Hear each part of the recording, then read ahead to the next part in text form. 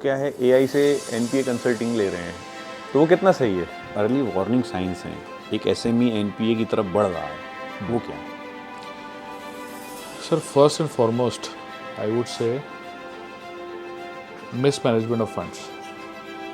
अगर कोई एनपीए हो गया है ऑलरेडी, है ना, या एमएसएमई एनपीए हो गया है, बिजनेस एनपीए हो गया है, तो उससे बाहर निकलने की स्ट्रेटेजी क्या हो सकती है?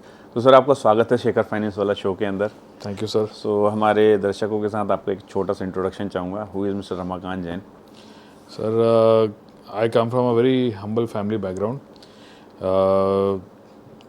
We run a firm called Relco Vita Financial Services Private Limited. It's a financial advisory firm based out of Mumbai. HO is Mumbai, and we have presence in multiple cities in the country. And I am second generation entrepreneur into the business. And हम लोग ने एक हमारी निश team बनाई है जिधर हम वेरियस फाइनेंशियल एडवाइजरी सर्विसेज देते हैं and with regards to fund raise and we raise funds for corporates for various sectors. उसके अंदर we have created a niche for structured debt. Okay, yes, so this is what we do and बाकी okay. So as you told me कि आप second generation है, तो father आपके same profession में थे या different profession? Yes yes, so he is been our foundation okay, and जो हमारा जो भी एडवाइजरी सर्विसेज का जो माय फर्स्ट गुरु जो रहे हैं इज़ माय फादर, ओके, जिन्होंने इस बिज़नेस को पिछले 35 साल पहले इस बिज़नेस की शुरुआत की थी मुंबई से। And from there after I took over we transformed this into a professional setup where we involved various professionals from different sectors, different experience backgrounds, and आज वो हमारे partner है within the firm, and everybody has their own expertise and niche in terms of financial advisory. Okay. तो रमाकांत भाई, हम लोग तकरीबन 8-9 महीने से एक दूसरे को जानते हैं, है ना? जी जी। तो हम लोग शुरू करते हैं। सबसे पहली चीज़ तो कि जैसे कि हम लोग जब मिलते थे, हम लोग बात करते थे, तो आपका एक एक्सपर्टीज जो मैं जानता हूँ that is stress asset funding या एनपीए फंडिंग। जी करेक्ट। तो आज हम लोग कोर सब्जेक्ट वो रखने वाले हैं। जी। तो मैं सबसे पहले तो यही जानना चाहूँगा कि एक एमएसएमई ओनर या एक बिजनेसमैन जो कि एनपीए या स्ट्रेस असेट में है, उसके दिमाग में सबसे बड़ा मिथ क्या है? सर, मिथ ये है कि उनको लगता है कि एनपीए के बाद रिकवरी कैसी होगी, कौन बेल आउट करेगा, उसको रिगार्ड उनको कोई नॉलेज नहीं है। क्योंकि उन्होंने कभी उस चीज़ को एक्सपीरियंस ही नहीं किया है, तो इसके लिए उनको उस चीज़ की नॉलेज ही नहीं है। तो वो एक ग्रे एरिया है, एक मिथ है कि जिधर they put up lot of assumption around them कि इस तरीके से कर लूँगा, कोई आके मुझे बेल आउट कर देगा। बट हर सिचुएशन में वैसा नहीं है। मतलब आज से कुछ साल पहले जिधर एनपीए सिचुएशन मतलब कहानी ख़त्म हो जाती थी फॉर वेरियस कॉर्पोरेट्स, एमएसएमई बोलो, लार्ज कॉर्पोरेट बोलो, and banker were the only option कि भाई तू हमारा लोन रिस्ट्रक्चर कर दो, मेरे को कुछ ब्रीदर दे दो and we will try to revive the company. But आज वो सिचुएशन नहीं है। आज ऐसा है कि with regards to stress asset there is a ecosystem around it. एक फाइनेंशियल इकोसिस्टम बन चुका है जिधर there are institutions available to support you. They understand your risk, they understand your situation, based on that they come in to help you out and bail you out, and with the right mechanism. Okay. एक आपने word use किया था restructure. जी, what is this?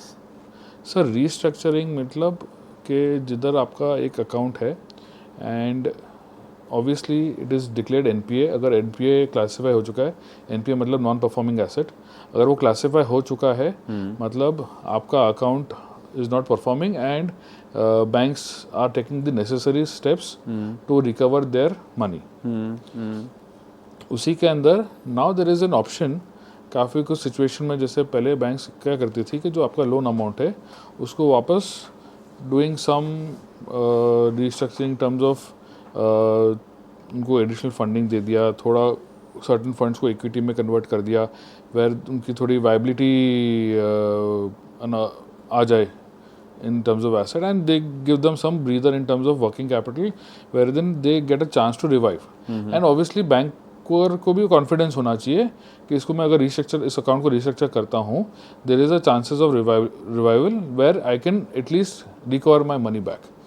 Otherwise एक बार NPA हो गया तो बैंकर ऑल्सो थिंकिंग कि मेरे पास रिकवरी के चांसेस क्या है. करेक्ट. क्योंकि अभी एनसीएलटी लॉज आ गए कुछ साल पहले, बट पहले एनसीएलटी लॉज नहीं थे. There was a different mechanism of recovering the money, and banker were also little helpless in terms of कि एनपीए क्लासिफाई हो जाता है तो मैं मेरा अकाउंट को, मेरा पैसे को रिकवर कैसे करूंगा. बट अभी वो सिचुएशन नहीं है. अभी उनके पास एनसीएलटी रूट भी है to liquidate the assets. They have additional route to restructure the asset, where restructuring के अंदर वो लोग they will understand the portfolio. Based on that, they will do plus and minusing, and they will restructure and they will reallow the client. कि ठीक है, we are giving you a second chance, but that is very rare case scenario where you have a very healthy business. Okay. Wow, great. So आपने एक word और use किया था classification, या है ना. तो एक स्ट्रेस असेट के या एक एनपीए के क्या क्या क्लासिफिकेशंस होते हैं और वो किन पैरामीटर्स के आधार पर हो पाते हैं? सर इसमें कैसा है ना कि कुछ शुरुआत कहाँ से होती है. शुरुआत होती है डिले पेमेंट से. There will be some cash flow challenges, there can be some business challenges, there can be some challenges which is third party related. There can be different kind of challenges जिस वजह से एक company financial stress या एक pressure के under है, where he is facing challenges to repay the loan amount. उसके अंदर लोन अमाउंट के अंदर अगर आपका डिले पेमेंट है तो यूर आपकी नेसेसरी रिपोर्ट्स में डिले पेमेंट रिपोर्ट हो रहा है. फिर उधर SMA 1-2 क्लासीफाई होता है. SMA 1 पहले होगा, फिर SMA 2 क्लासीफाई होगा based on your delay payment history. ये SMA 1 और SMA 2 क्लासिफिकेशन की रिक्वायरमेंट क्या है या पैरामीटर्स क्या है? Delay payment. How many days? उसमें एग्जैक्ट मेरे पास नहीं है. 60 to 90 days. 60 to 90 days का है, बट SMA 1-2 का क्लासिफिकेशन स्पेसिफिकली मतलब बैंक टू बैंक भी वेरी करता है वो. नहीं, बैंक टू बैंक नहीं. There is RBI guidelines on this. But एक बार 90 डेज क्रॉस हो गया, SMA 1 आया, SMA 2 आया, फिर उसको 90 डेज अब रीपेमेंट नहीं आ रहा है, about 90 days it is classified as NPA. ओके. हाँ, तो ये 3 स्टेजेस होती हैं क्लासिफिकेशन की. And once it is declared NPA, मतलब इधर there is a mechanism to restructure. इधर आप उसको रीपे करके उसको क्लासिफिकेशन हटवाओ, आप पूरा पेमेंट मतलब जो इंटरेस्ट का ड्यू है और जो EMI ड्यू है, या फिर और इफ द बैंक फील्स के there is they don't see money coming in, they start the recovery process. Okay. Yes. तो इसमें एक चीज़ और मुझे बताइएगा कि जो अर्ली वार्निंग साइंस हैं एक SME NPA की तरफ बढ़ रहा है, वो क्या है?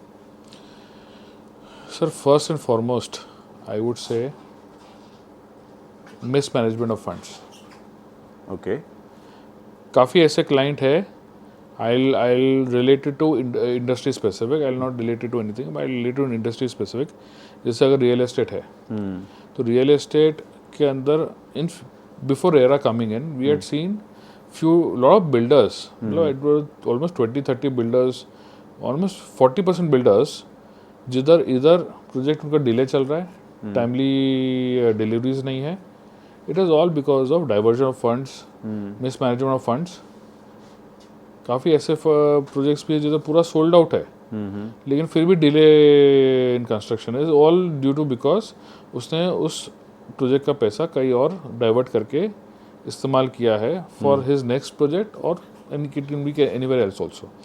लेकिन वो रीजंस की वजह से कभी आप कोई ऐसे जगह इन्वेस्टमेंट कर दो जिधर आपका कंट्रोल नहीं है और आपका पैसा रिकवर होने के चैलेंजेस आ जाते हैं, तो योर एसेट वेयर जिधर से अपने पैसा निकाला है that will face lot of challenges, it will get affected and it might turn into NPA.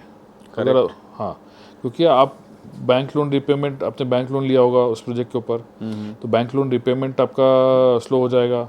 Slow होएगा या फिर आपके पास पैसा नहीं है तो आप रिपे नहीं कर पाओगे. वो कुछ रीजंस होते हैं. So mismanagement of funds is the first and foremost reasons.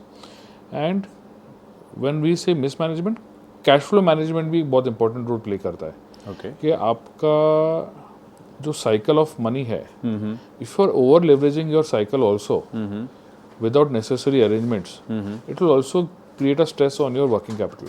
Okay बाकी there are certain non-man-made reasons also, जिधर एक कंपनी एनपीए में चली जाती है, हाँ जिधर उनका कंट्रोल नहीं होता, which was one of the major reasons for COVID.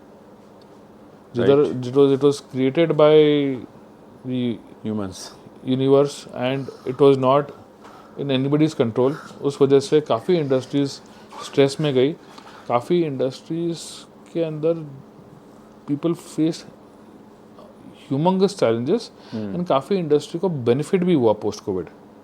Okay so it was a different thing. तो this was one of the reasons where काफ़ी इंडस्ट्रीज को बहुत बड़ा हिट लेना पड़ा and they went under NPA and they didn't have उनके पास कोई रास्ता नहीं था कि वो उनको एनपीए होने से रोक सके. तो ये जो आपने रीजंस बताए हैं, इनमें आपने जो पहला रीज़न किया है डाइवर्जन ऑफ फंड्स, है ना, ये तो सबसे बड़ा कॉमन स्पेसिफिक रीज़न है. एक चीज़ और कि डाइवर्जन ऑफ फंड जो होता है वो जनरली आदमी इंटेंशनल करता है, बट उसके कॉन्सिक्वेंसेज उसको पता नहीं होते हैं. जी करेक्ट, इसी वजह से होता है और उसकी ग्रीड हो जाती है कि भाई ये, जैसे आपने बिल्डर्स का एग्जांपल दिया, ये लैंड एक्वायर करने की बजाय, इसको डेवलप करने की बजाय जो एग्जिस्टिंग प्लॉट है मैं एक नई लैंड एक्वायर कर लेता हूँ जो ज़्यादा मुझे लुक्रेटिव लग रही है. लुक्रेटिव लग रही है. यस. करेक्ट. इस तरह के ट्रैप्स में बहुत सारे लोग फंसते हैं. तो इन लोगों को जो इस तरह के ट्रैप में फंस रहे हैं वो ना फंसें, इसके लिए इनिशियली जो एक बोल सकते हैं ना प्रिवेंटिव मेजर, क्या ले सकते हैं वो लोग? Sir first I would say कि preventive measure there is no standard एक मेथड जिधर आप एनपीए को रोक सकते हो, बट लेकिन to create a healthy business आपके पास एक कभी भी एक कैश फ्लो आपके पास होना चाहिए या आपका एक रिजर्व होना चाहिए where if you have any quarter where you face challenges कि एक क्वार्टर मेरा खराब जाता है. For any business I would say, for a healthy business also I would recommend आप कभी भी एक रिजर्व आपके पास एक रखो वेयर कोई एक क्वार्टर आपके लिए खराब गया. जैसे अभी हम देखते हैं यूएस इलेक्शंस के बाद यूएस ट्रम्प साहब काफ़ी अग्रेसिव एक्शंस ले रहे हैं. उस वजह से हम मार्केट में भी काफ़ी वॉलेटिलिटी देख रहे हैं. लॉट ऑफ बिजनेसेस जो हमारे जानने में है जिनका काफ़ी बहुत बड़ा एक्सपोर्ट यूएस को होता है, दे आर ऑल्सो थिंकिंग कि उनके बिजनेसेस पे क्या इम्पैक्ट होंगे, but only way they can survive. They are all saying कि ठीक है टेम्पररी है, आफ्टर 6 months थोड़ा रिलैक्स होएगा, everybody will come to a common ground, there will be discussions and everybody will resolve this issue. But in the mean time कभी वो जो एक क्वार्टर 2 क्वार्टर का जो समय है जिधर आप पे काफ़ी चैलेंजेस होंगे in terms of because of some external reasons आपका बिजनेस अफेक्ट हो रहा है because you are dependent on that market. Correct. But आप उसके लिए आप एक कुछ अपने कंपनी के अंदर उसका बैक प्लान भी कभी भी रखो इन टर्म्स ऑफ एक कुछ फाइनेंशियल रिजर्व रखो या फिर ऑल्टरनेट सोर्स ऑफ मार्केट रखो या फिर उसको एक आप ऐसा करो कि आपकी प्रोडक्ट अगर मोनोपोली है तो यूएस कितना भी टैरिफ लगा दे फिर भी यूएस आपका प्रोडक्ट इंपोर्ट करेगा ही. So there can be a different ways and method where आप अपने बिजनेस को हेल्दी बना सकते हो. बिजनेस को हेल्दी बना के रखना है, हेल्दी बना के ओवर लेवरेज नहीं करना है. Diversion of funds are first. जैसे अगर मैन्युफैक्चरिंग इंडस्ट्री एक हमारे एक केस पे हम जिधर काम कर रहे थे, we will not take any names, but जिधर एक काम कर रहे थे तो वो एक बहुत अच्छा हेल्दी ग्रुप था and they acquired a large piece of asset manufacturing facility in abroad and उसमें उन्होंने एक बहुत बड़ा इन्वेस्टमेंट किया. उसमें से कुछ जो सोर्स ऑफ फंड था was also raised from the banking sector, but due to mismanagement of that factory and उन लोग ने अपना को लोकली प्रिपेयर नहीं किया था with their local laws. Because आप इंडिया में बिजनेस कर रहे हो, आपको इंडियन लॉज मालूम है, दे नो कि इंडियन गवर्नमेंट इंडियन पब्लिक कैसे उसको रिएक्ट करती है. बट आप जो एक फॉरेन इन्वेस्टमेंट कर रहे हो and if you not prepare your self तो ये भी एक बहुत बड़ा चैलेंज हो जाता है इन टर्म्स ऑफ कि you are utilising your money in a very disorganised way. आपने इतना बड़ा इन्वेस्टमेंट किया बट आपने लोकल मार्केट को समझा ही नहीं, उधर के लोकल मार्केट को नहीं समझा। आप प्रोडक्ट के एक्सपर्ट हो बट मार्केट के एक्सपर्टीज भी आपको चाहिए, क्योंकि हर मार्केट की, हर ज्योग्राफी की एक अपनी एक एक्सपर्टीज है। आप इंडिया को देखो, India is divided into so many states. Her geography, her district के लिए marketing tactics and their way of presenting their identity, their product focus is totally different. Correct. So healthy business के लिए ये बहुत important. तो उन client ने फिर जो फॉरेन में इन्वेस्टमेंट किया उसकी वजह से बिजनेस पे उनके क्या असर आया? So they could not manage the business, उस वजह से they were declared NPA. And ये मैं कल थोड़ी पुरानी बात कर रहा हूँ, तो इसके लिए इस वजह से उस समय पे बैंकिंग सेक्टर ने इसको कंफर्टेबल नहीं समझा जिधर इस अकाउंट को रिस्ट्रक्चर करके दिया जाए। एंड वो इतना सपोर्टिव इकोसिस्टम तब तक आया नहीं था इन टर्म्स ऑफ जो आज के दिन में काफ़ी एआई फंड्स आगे गए हैं जो आपको स्पेशल सिचुएशन में अलाउ करते हैं कि अगर आपका बिजनेस में वायबिलिटी है, they will allow you and they will give you a breather where you can revive your business. But उस समय उनको नहीं मिला, तो कंपनी के एसेट्स बिक गए and the recovery was done, bankruptcy हो गई and the recovery one was done from by liquidating the assets. And एक और चैलेंज जो हमने देखा है बैंकिंग सेक्टर के अंदर, if bank liquidates the assets, they will liquidate the assets at least at 50% discount. Correct. तो जो मार्केट वैल्यू में अगर उनको 100 रुपये आने हैं तो उधर से 50 रुपये रिकवर होंगे, तो आपका वो कभी लोन रिपेमेंट, आपकी लाइबिलिटी कभी कंप्लीट होएगी नहीं बैंकिंग सेक्टर से।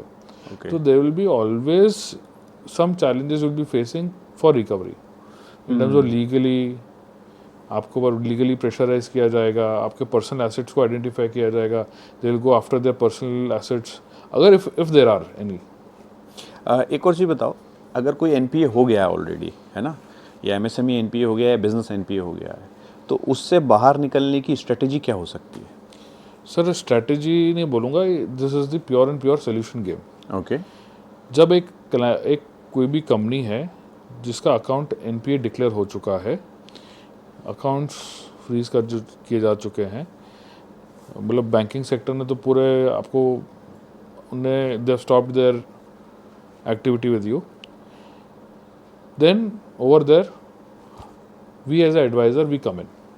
अगर क्लाइंट हमको लेके आता है कि भाई मेरा एनपीए हो गया है, मुझे एडवाइस करो कि इसको हम कैसा निकाला जाए, so we work as doctors there and we find a solution and हमको उसका ट्रीटमेंट का प्रोसेस आइडेंटिफाई करते हैं and it is based on their sector क्या है, उसका वो कौन से प्रोडक्ट के अंदर है, वो कितना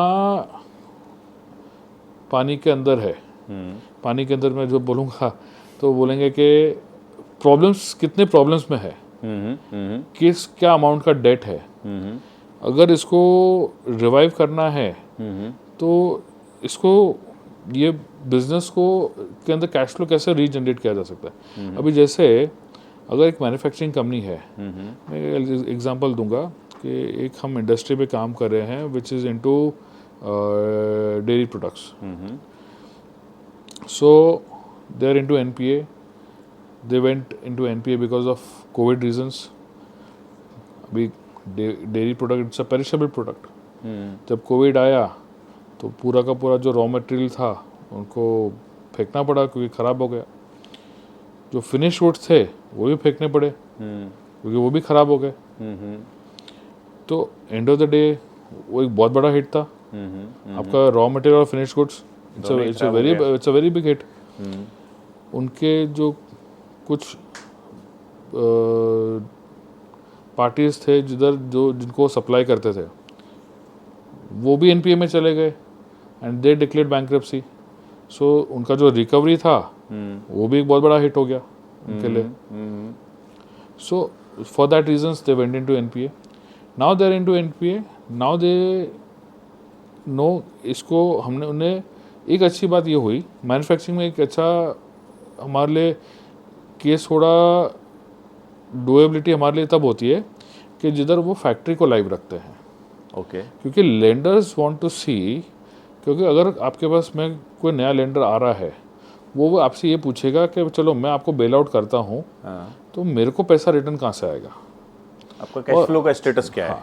सो वो बोलेंगे रीपेमेंट तो भाई बिजनेस से ही आएगा, या फिर आप एसेट को लिक्विडेट करो, बट एसेट्स की भी क्या वैल्यू है? बट अब जब बात अपन let us stick to cash flow of the business, repayment business के कैश फ्लो से आएगा। बिजनेस का कैश फ्लो तभी चलेगा जब आपका प्रोडक्ट मार्केट में है, आप सप्लाई रख रहे हो, सप्लाई के लिए फैक्ट्री चालू कर रहे हो, फैक्ट्री की मशीनरीज आर लाइव।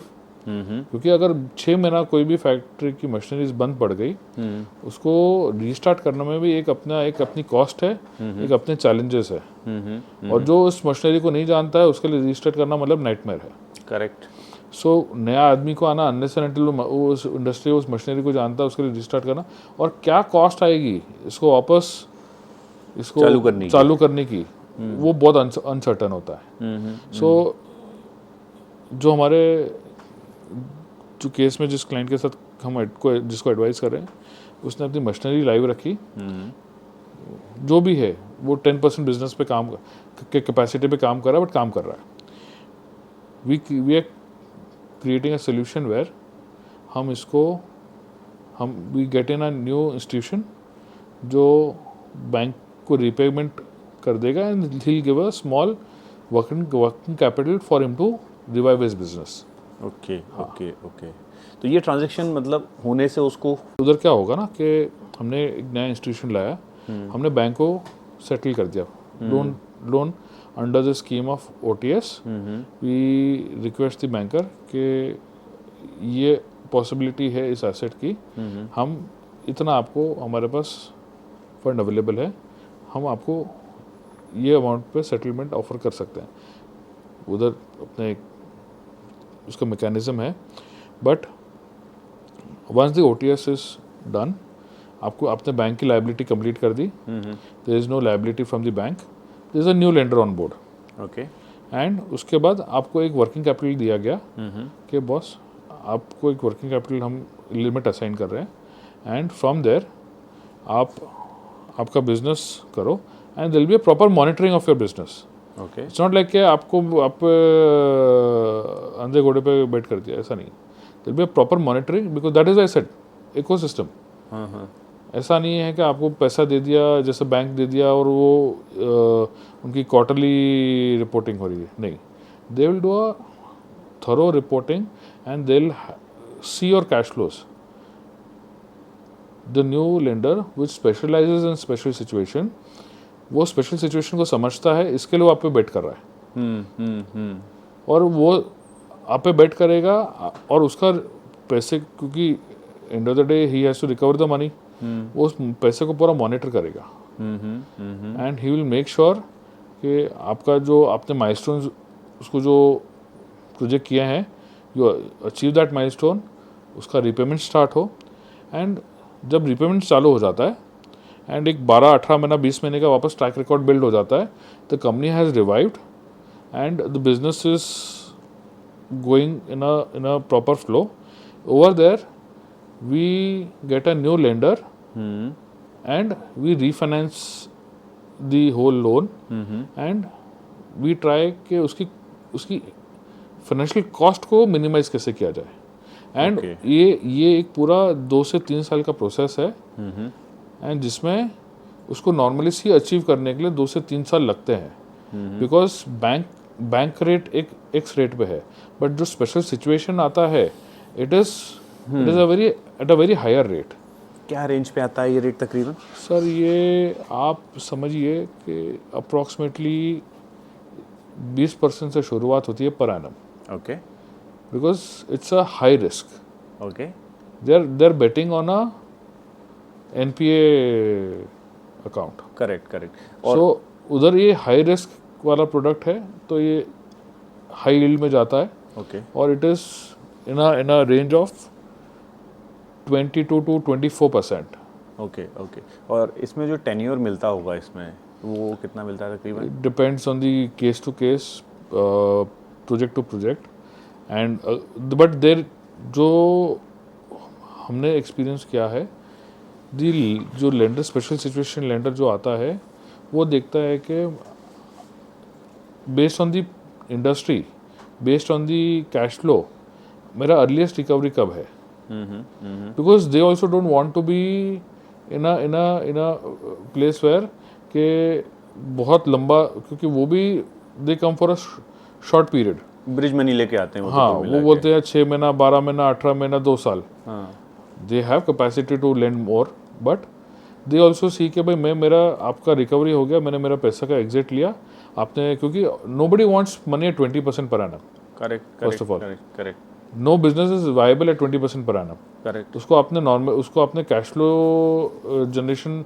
आपने ट्रैक रिकॉर्ड बिल्ड कर दिया, then there is a new lender who will bet on you based on your track record, आपने क्या बिजनेस कर रहे हो, क्या कैश फ्लो है, and he'll give you a better costing, and from there within 2 to 3 years based on milestone and your track record we keep improvising the cost of fund, और उसको हम कोशिश करते हैं कि हम 2 से 3 साल पे बैंक रेट के पास में लेके आ जाए। एक चीज़ और इसमें आप मुझे बताना कि एनपीए फंडिंग के अंदर 2 तरह के डिफ़ॉल्ट होते हैं, एक इंटेंशनल होते हैं और एक सिचुएशनल होते हैं। तो जब इस तरह की फंडिंग होती हैं तो उसमें जो एक सबसे इम्पोर्टेंट चीज़ है वो क्या देखी जाती है? आदमी के पास अच्छा कोलेट्रल हो सकता है, अच्छा कैश फ्लो हो सकता है, बट उसकी इंटेंशन अच्छी नहीं है, तो क्या उसको फंड मिलेगा? सर, मैं ऐसा बोलूँगा कि जब हम कोई क्लाइंट के साथ मीटिंग करते हैं and we try to understand, we try to first understand NPA क्यों हुआ, okay, and then we get into the उसकी क्या बिजनेस थी, क्या वायबिलिटी पॉसिबिलिटी है, एंड वो एग्जिस्टिंगली क्या बिजनेस करता है, क्या आगे बिजनेस कर सकता है, एंड उसके अंदर क्या स्कोप है, उसको कितना पैसे की रिक्वायरमेंट है, सो दैट हम उसको वापस बिजनेस को रिस्टार्ट कर सके। But first thing we look at is intention. Okay, first हम समझते हैं कि एनपीए हुआ क्यों, ओके, उसके रीजंस क्या थे, उस रीजंस को लिस्ट आउट करते हैं, and based on that we try to understand the intention of the client, कि ये इंटेंशनल था कि क्या था, क्योंकि अगर इंटेंशनल था तो क्यों था, इधर उसको फाइनेंस मैनेजमेंट का वो एक्सपर्ट नहीं है। There has been cases where promoter mindset अच्छा है, he is a decent person, but उनको ट्रेनिंग ऐसी मिली है उनके कॉर्पोरेट कल्चर में, या उनको मैं बोलूँगा उनके बिजनेस एनवायरनमेंट में, कि भाई हमको तो सेटिंग करके ही सब चलना है, इधर का पैसा इधर निकाल के अभी के लिए इधर सिचुएशन संभालो, इधर का पैसा निकाल के इधर का सिचुएशन संभालो, फायर फाइटिंग मोड में ट्रेनिंग रहते ही हो वैसी मिली। हमेशा। हाँ, so end of the day we try to understand, and आज के दिन में थिंग्स आर इम्प्रूविंग। कुछ लोग हैं जो एमएसएमई स्पेशली, क्योंकि लार्ज कॉर्पोरेट के पास इतनी खुद की वर्कफोर्स होती है एक्सपीरियंस प्रोफेशनल की, बट एमएसएमई के पास नहीं होती है। MSME is all driven by the promoters. Correct. So promoter भी सीख रहे हैं, बट कोई भी एक एनपीए सिचुएशन में अगर हमको लगता है कि इसकी बिजनेस रिवाइवल पॉसिबिलिटी है, but intention are not right, उधर हम we don't get into the solution where हम उसको फाइनेंशियल कंट्रोल देते हैं। इंटेंशन इतना इम्पोर्टेंट क्यों है? क्योंकि देखो sir, and of the day sir पैसा है, और एक इंस्टीट्यूशन है, उसके पीछे इन्वेस्टर्स का पैसा है, एंड एक इंस्टीट्यूशन की जिम्मेदारी बन जाती है कि इंस्टीट्यूशन का इन्वेस्टर्स का पैसा सेफ रहे। तो सेफ्टी इंश्योर करने के लिए इंटेंशन बहुत इंपॉर्टेंट हो जाता है।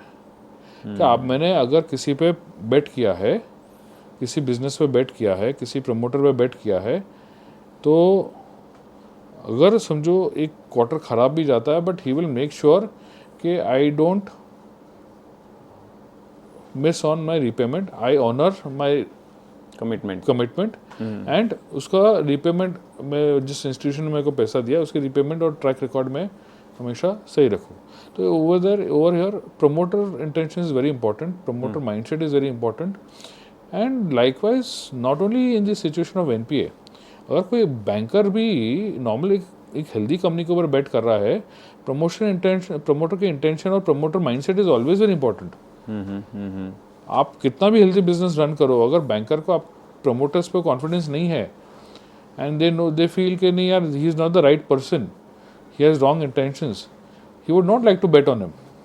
जो आपने प्रमोटर्स की बात की, तो एक चीज़ मैं आपसे यहाँ जानना ये चाहूँगा कि ज़्यादातर हमारे एमएसएमई ओनर्स जो हैं, है ना, एज अ प्रमोटर आपको क्या लगता है उनके अंदर क्या चीज़ें हैं जिनको उनको काम करना चाहिए जिससे उनको इस तरह की सिचुएशन में कभी वो आएंगे ही नहीं? सर, एक लीडरशिप टीम बिल्ड करनी चाहिए according to me. Okay, if since you have asked the question to me, according to me एक एनी एमएसएमई को एक leadership team, not as big as a large corporate, जो large corporate में एक बहुत बड़ी वर्कफोर्स होती है ऑफ सीनियर मैनेजमेंट, बट एक एमएसएमई के आपके बिजनेस के साइज के हिसाब से आप एक लीडरशिप टीम बिल्ड करो, वेर इन इधर you take a mid experience person, उसको आप आपके बिजनेस के हिसाब से ग्रूम करो, but create certain power points in your within your firm, wherein आप उनको एक लीडरशिप रिस्पॉन्सिबिलिटी दे रहे हो with right accountability and right review system. ऐसा नहीं है कि आपने किसी को भी लाया और उसको बोला कि तेरे को आज से बिजनेस संभालना है। एक एमबीए ग्रेजुएट भी को भी एक नेसेसरी गाइडेंस और सुपरविजन की जरूरत पड़ती है to run a business. So get a right set of people wherein आप एक सिस्टम एंड प्रोसेस बिल्ड करो आपकी कंपनी के अंदर। आज आपने देखा होगा कि काफ़ी ऐसे एमएसएमईज है who are taking guidance of certain experts and consultants to improve their business. वो क्यों कर रहे हैं? To create systems, processes within their company, so that आज मैं इस अगर सीट पे नहीं हूँ, मेरा फैक्ट्री चालू रहना चाहिए, वो उनको जो एसओपी दिया गया है उसके हिसाब से उनका वर्किंग चालू होना चाहिए, and the business should not get affected because of it.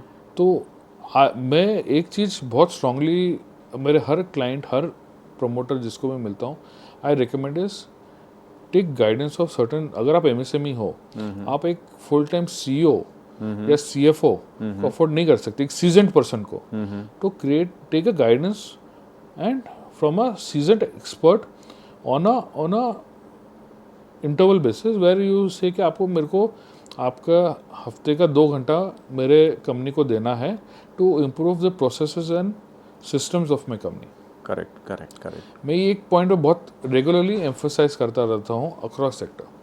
That is quite right also, because what you have seen, मैंने भी सेम चीज़ देखी है, क्योंकि ज़्यादातर लोग अभी खासकर जो एसएमईज़ हैं या मिड कॉर्पोरेट्स हैं, मिड कॉर्पोरेट्स में तो चलिए फिर भी प्रोसेस सिस्टम स्ट्रक्चर्स आ जाते हैं।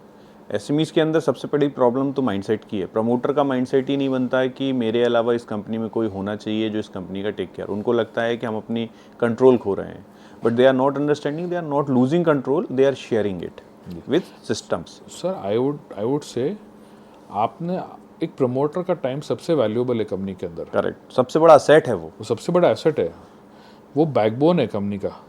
मतलब वो अगर नहीं है तो कंपनी खत्म है।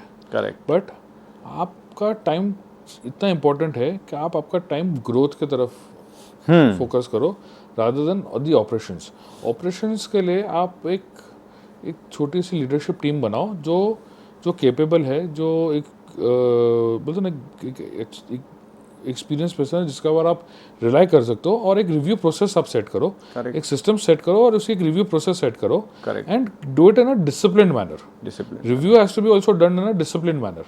ऐसा नहीं है कि ठीक है तू देख ले और क्या चल रहा है उनको मालूम ही नहीं है पीछे। हाँ, मतलब कोई साइकिल फिक्स नहीं है, रिव्यू होगा नहीं होगा, कब होगा, कौन करेगा। एंड उसको भी मालूम होना चाहिए कि मैंने अगर इस चीज़ सही चीज़ नहीं की, मेरी रिव्यू होगी और बॉस मुझे पूछेगा कि ये क्यों हुआ, and I am accountable for it. Correct. So उसकी एक रिव्यू प्रोसेस भी बहुत इंपॉर्टेंट है। आप कोई प्रोसेस सेट करते हो और प्रोसेस अगर बिना रिव्यू और सुपरविजन के है तो उस प्रोसेस का भी कुछ मतलब नहीं है। करेक्ट। एक और इम्पोर्टेंट चीज़ बताना सर मुझे आप, एनपीए हो गया है कोई अकाउंट जी, ठीक है, उसके लिए डूज एंड डोंट्स क्या हैं? सर, एक बार एनपीए जब हो जाता है ना अकाउंट, तो उसके लिए सबसे पहले तो मैं बोलता हूँ कि आपको एनपीए का एक्सपीरियंस नहीं है। तो क्योंकि अपन हर डूज क्लाइंट की अपनी बात लाइफ करते में हैं। एक आध बार ही एनपीए की वो 10 बार वो मतलब मल्टीपल टाइम तो एनपीए Possible ही नहीं है। बहुत मुश्किल है, बहुत रेयर केस है।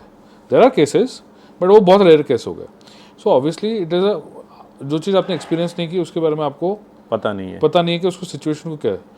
एंड उसमें क्या होता है ना कि आपके सब काफ़ी रास्ते सब जगह से बंद हो जाते हैं। हाँ, so you should first get a right advisor जो आपको उसमें सही गाइडेंस दे कि आप क्या करना चाहिए, कैसे करना चाहिए। और and that path is not easy. Okay, that NPA का path is not easy. It is not some every time क्या वो आपके हर हर हर पॉइंट आपके सिचुएशन में प्ले आपके फेवर में प्ले करेगा। हर सिचुएशन कैन बी डिफरेंट। कई आपको सेक्रीफाइसेस करने भी पड़ सकते हैं, कोई आपको एसेट लेट गो भी करना पड़ सकता है, कोई आपके फेवर में कोई पॉइंट आ भी सकता है। बट एनपीए के अंदर I would first say get a right advisor. I am not trying to because I come from the advisory services, I am not trying to say के मैं एडवाइजरी फील्ड से इसलिए मैं इस पॉइंट को emphasis कर रहा हूँ। बट गेटिंग द राइट कोई क्वालिफाइड पर्सन लाओ जो कि उस चीज को समझता हो। समझता हो, उसको राइट आपको गाइडेंस दे और आपको बोले कि बॉस ये आपके लिए सही है, ये आपके लिए गलत है। करेक्ट। ये सर करने वाले के कोई मतलब नहीं है। ये सर करने वाले are never the right consultants. Correct. So get a right consultant first understand your situation. आपकी बिजनेस किस सिचुएशन में है, आपको ये रिकवर कैसे, आप बिजनेस को रिवाइव कैसे कर सकते हो, वो आप कंसल्टेंट के साथ बैठ के आपकी पूरी स्टोरी आप सामने रखोगे। वो आपका पॉइंट समझेगा और आपको एक राइट पाथ देगा कि यार ये मेरे को plan A, plan B, plan C ये लग रहा है। बिकॉज देयर कैन बी ये एनपीए एक ऐसा सब्जेक्ट है जिसका ट्रीटमेंट एक कोई स्टैंडर्ड ट्रीटमेंट नहीं है। हर क्लाइंट, हर केस, हर प्रपोजल अलग है। करेक्ट। हर एक का ट्रीटमेंट भी अलग है। Correct, actually right. बिकॉज क्या होता है कि उसके सिचुएशंस अलग हैं, सिनारियो अलग है, प्रोडक्ट अलग है, बिजनेस अलग है, एसेट अलग है, एवरीथिंग इज डिफरेंट। एक रियल एस्टेट कंपनी जिसका प्रोजेक्ट एनपीए में है और एक मैन्युफैक्चरिंग कंपनी जिसका एसेट जिसका अकाउंट एनपीए डिक्लेयर हो चुका है, इन दोनों की इसकी ट्रीटमेंट और इसकी सॉल्यूशंस आर डिफरेंट। दोनों का टाइमलाइन भी डिफरेंट है। करेक्ट। दोनों की सक्सेस रेट भी डिफरेंट है। एक चीज़ और बताइएगा, आफ्टर एनपीए होने के बाद सबसे ज़्यादा मिस्टेक या कॉमन मिस्टेक्स क्या हैं जो कि बिजनेस ओनर्स करते हैं?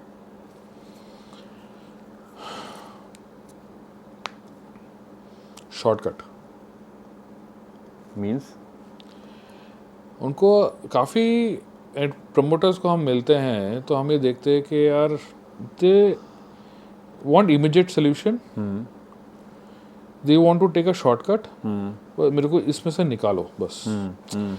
क्योंकि डेस्परेट हो जाते हैं कि इसमें से निकालो, ऐसा कर लेते हैं, टेम्पररी फंड लाके वापस करने की कोशिश करते हैं। बट हम उसको बोलते हैं I will tell them calm down, जो अभी हो चुका है।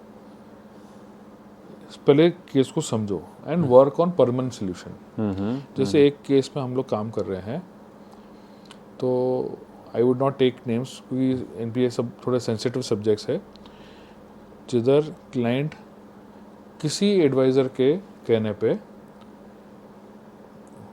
वो अपने फ्रेंड के कंपनी को खड़ा कर रहा है और अपने ही एसेट को ऑक्शन के थ्रू खरीदने का तैयारी कर रहा था। हमने इंटरवीन किया कि बॉस आप गलती कर रहे हो। आप एसेट खरीद भी लोगे ना तो एसेट तो आपके दोस्त के कंट्रोल में चला जाएगा। आप बोलोगे मेरा एसेट फ्री हो गया, ऐसा नहीं है। आपका एसेट भले फ्री हो गया बट आप लाइबिलिटी से फ्री नहीं हुए। व्हाई? क्योंकि आपने जो एसेट खरीदा है उसको एक्स प्राइस पे खरीदा है, बट आपका लोन है और आउटस्टैंडिंग जो है वो वाई प्राइस पे है। तो वाई में से एक्स तो बैंक ने रिकवर कर लिया, बचा जो बैलेंस पोर्शन है वो रिकवर आपसे ही करेगा। सो तलवार तो अभी भी लटक रही है एनसीएलटी की। बट एक क्वेश्चन और उठता है यहाँ, ये जो अप्रोच आपने बताया मार्केट में बहुत कॉमन है। लोगों को यही रिकमेंड किया जाता है कि किसी फैमिली फ्रेंड रिलेटिव को आप अपना एसेट दिलवा दीजिए और आपको कम price, which is illegal also. हाँ, but it is not technically right because banker को आप भ्रमित कर रहे हो। आप आप इलीगल से अपना एसेट अपने फेस किसी और को रखा हुआ है आपने पीछे में आप आपके दोस्त को ये बोल रहे हो कि भाई मैं संभालूंगा, मैं insider trading kind of thing kind हो रही ऑफ, हाँ, but it is somewhere it should, I advice don't work on temporary solution, है। ओके, वर्क फॉर, सर रास्ता कठिन है लेकिन लॉन्ग टर्म सोल्यूशन भी वही देगा आपको। करेक्ट, क्योंकि आप इस शॉर्टकट्स के चक्कर में ऑलरेडी यहाँ पहुँच चुके हो। अरे सर, शॉर्टकट्स के चक्कर में काफ़ी बार क्या होता है कि आप आपका ही मेस क्रिएट कर देते हो। हमारे लिए भी कोई स्कोप रखते नहीं हो कि जिधर हम उनको आपको निकाल सके। चलिए सर, अभी हम क्लोजिंग की तरफ बढ़ते हैं। एआई और ऑटोमेशन आने के बाद, है ना, ये एनपीए कंसल्टिंग की अगर हम बात करें तो इसकी वैल्यू बढ़ेगी या ये खत्म हो जाएगी? सर एनपीए और एआई का कोई रिलेशन नहीं है, फर्स्ट कोई कनेक्शन नहीं है, क्योंकि AI is to make you more efficient and to give you support, and NPA is a situation जो बैंक ने किया है। एआई आगे थोड़ा ना आपको पैसा देगा, बट हमारे एज अ कंसल्टेंट एआई हमको बहुत हेल्प करेगा, okay, and will make our life easy okay, when we are working on a NPA situation for a client, and जब उनको एडवाइस कर रहे हैं, हमारी लाइफ इजी करेगा वो। तो अभी एक ये क्वेश्चन मैंने आपसे इसलिए रखा है क्योंकि कई लोग क्या है एआई से एनपीए कंसल्टिंग ले रहे हैं, तो वो कितना सही है? सर आप अभी, मैं बोलूँगा कि आप गलत डॉक्टर के पास हो तो मैं, क्योंकि जो जिसका एक्सपर्ट है वो उसी को शोभे। अभी अगर मेरा अकाउंटिंग का फाइल मैं बोलूँगा कि भाई मैं एआई को देता हूँ, मेरे अकाउंटेंट मेरे सीए के जगह मेरे एआई को देता हूँ, भाई तू मेरा रिटर्न फाइल कर, तो उसका क्या ही मैं बोल सकता हूँ। Correct, correct, correct. एआई अभी उस लेवल पे रिफाइंड नहीं है कि उसको ये काम दिया जाए actually. Sir it's a very expertise, it is a very बोलते ना कि subjective, very, it is a super specialist work actually sir, I will say. And उसमें कैसा है कि आपको बहुत पैरामीटर्स को देखना पड़ता है, एंड आपको have to also understand the mindset of the banker, of the promoter, जो एआई अभी सक्षम नहीं है। Correct, correct. अच्छा, एक चीज़ और बताना सर, कि आपके पास 5 मिनट हो और किसी एनपीए अकाउंट को आपको एक सिंगल एडवाइस देनी हो, वन एडवाइस, वो क्या देंगे आप? 5 मिनट में तो भी उनको यही बोलूँगा कि भाई काम डाउन, जो भी करना ठंडे दिमाग से करना, लॉन्ग टर्म एजेंडा रखना, शॉर्टकट्स लेने की कोशिश मत करना, and create a permanent solution. देखो लाइफ में अगर एनपीए हुआ है, कुछ केसेस में आपको सेक्रीफाइस भी करना पड़ सकता है, you might have to let go your asset also some situations, but be ready for it, but be practical and long term, कि try to get out of the liability. अगर आप एक जनरेशन में हो, आपसे वो हो गया, जैसे हमने एक हमारे क्लाइंट के लिए किया था, मैंने उसको, एक डेवलपर क्लाइंट थे हमारे, तो मैंने बोला कि हम ओटीएस के लिए ट्राई करेंगे, will try to settle your liability, we will not try to do anything else, because I want to give you permanent solution. मैं आपकी लायबिलिटी ख़त्म करके इस एसेट को किसी और को, हम डेवलपर को दे देंगे, वो उस पर आपको, वो जो भी उस प्रोजेक्ट को कंप्लीट करके he will recover his investment. आपको कुछ मिले कि नहीं मिले, आपकी लायबिलिटी कंप्लीट होनी चाहिए। आप क्लीन होके बाहर आ जाएंगे, आप क्लीन होके बाहर आ जाएंगे, आप विल गेट अ रीस्टार्ट, आपका नेक्स्ट जनरेशन ट्रैक पे आ जाएगा। अदरवाइज एक एनपीए सिचुएशन में मैंने ऐसा देखा है कि फादर एनपीए का मेस को सॉर्ट करने में लगा है, पीछे आपकी जनरेशन विदाउट गाइडेंस और विदाउट एनी सुपरविजन, वो उनके पास बिजनेस भी नहीं करने को, क्योंकि एक फैमिली रन बिजनेस में ऑब्वियसली उम्मीद के वो वेट कर दे कि मैं फैमिली बिजनेस ज्वाइन करूँगा। हर कोई एक प्रोफेशनल अप्रोच या एक जॉब के पीछे नहीं जाता है, तो आपकी नेक्स्ट जनरेशन भी दिशाहीन होती है। तो मेरा पर्पस वही होता है, मेरा सोल्यूशन देने का रीज़न वही बोले कि आप लायबिलिटी जो बेस्ट पॉसिबल होगा आपके लिए हम करेंगे।